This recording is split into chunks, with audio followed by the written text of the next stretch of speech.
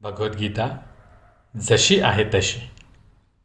अध्याय 11 विश्वरूप दर्शन योग. श्लोक क्रमांक 51. अर्जुन उवाच. दृष्ट्वेदं मानुषं रूपं तव सौम्यं जनार्दन इदानीम् अस्मि संवृत्तः सचेताः प्रकृतिं गतः. शब्दार्थ. अर्जुनः उवाच.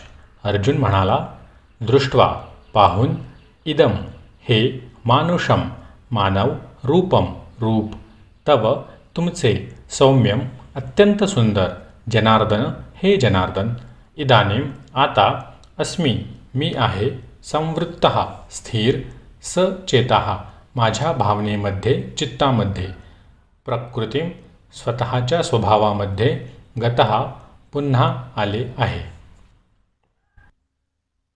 भाषांतर.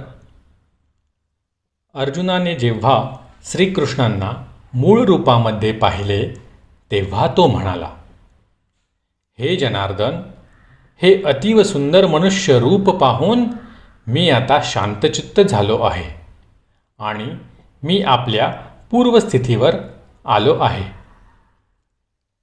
तात्पर्य. या श्लोकातील मानुषम रूपम शब्द स्पष्टपणे दर्शवितात की भगवान हे मूलतः द्विभुजधारी आहेत.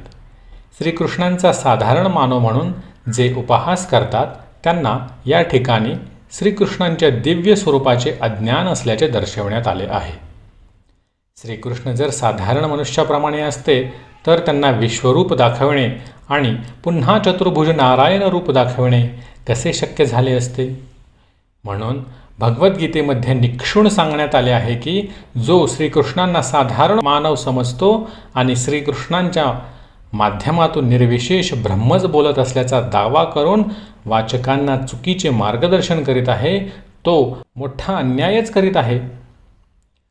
वस्तुतः श्रीकृष्णांनी आपले विश्वरूप आणि चतुर्भुज विष्णुरूप दाखविले आहे. तर मग ते साधारण मानव कसे असू शकतात. भगवद्गीतेवरील अशा दिशाभूल करणाऱ्या भाष्यांमुळे शुद्ध भक्त गोंधळून जात नाही, कारण त्याला यथार्थ तत्व माहीत असते.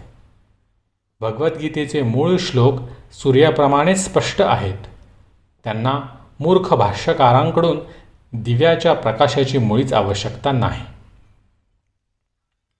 श्लोक क्रमांक 51 समाप्त.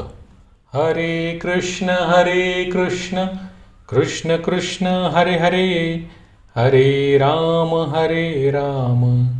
राम राम हरे हरे.